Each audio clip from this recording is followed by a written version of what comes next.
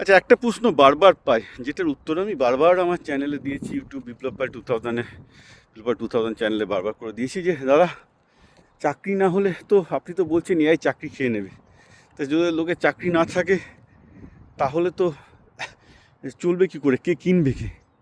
আমার বক্তব্য হলো, আপনি যে চাকরিটা করেন that is also part of the business.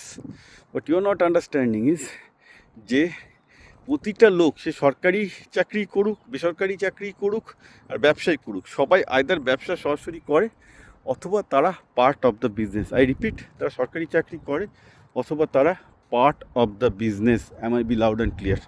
ওকে, তো এটা নিয়ে আমি আমার ইউটিউব চ্যানেলে অনেক খবর বলেছি।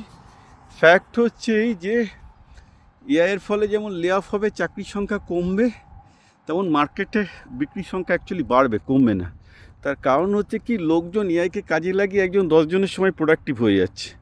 ঠিক আছে, প্রত্যেকটা লোক আজকে যারা এআই শিখে গেছে তারা আজকে আর কোম্পানি চালাতে কাউকে দরকার হয় না, সবাই যা কিছু দরকার এআই দিয়ে করে নিচ্ছে। আমিও করছি বাই দ্য ওয়ে, আমি তাদের সব কাজ এআই দিয়ে করি। তো আমার এফিসিয়েন্সি অনেক বেড়ে গেছে আগের থেকে। আগে যে আমি কাজ করতে পারতাম, এখন তো আমি তার 3-4 গুণ কাজ করতে পারছি।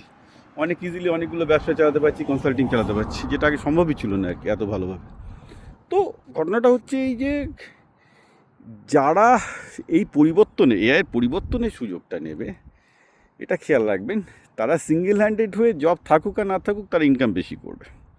এবার যারা এআই সুযোগটা নিতে পারবে না তারা ভাতাজীবী হয়ে যাবে। এটা অ্যাজ সিম্পল অ্যাজ দ্যাট। এবার ডিপেন্ড করছে এবার তাহলে বাচ্চাদের এডুকেশন ঠিক হবে, যার জন্য আমি বাচ্চাদের শিক্ষার ব্যাপারে সবচেয়ে বেশি জোর দিই। আজকে এই যে আমাকে জিজ্ঞাসা করছে স্ট্যাটিস্টিক্সের ফিউচার কী, ম্যাথামেটিক্সের ফিউচার কী, এই কম্পিউটার সায়েন্সের ফিউচার কী, এই ফিউচার কী, বায়ো কম্পিউটেশনের ফিউচার কী, আরে ভাই ধরে নিন কারো কোনো কিছু ফিউচার নেই, এগুলো বলা খুব মুশকিল।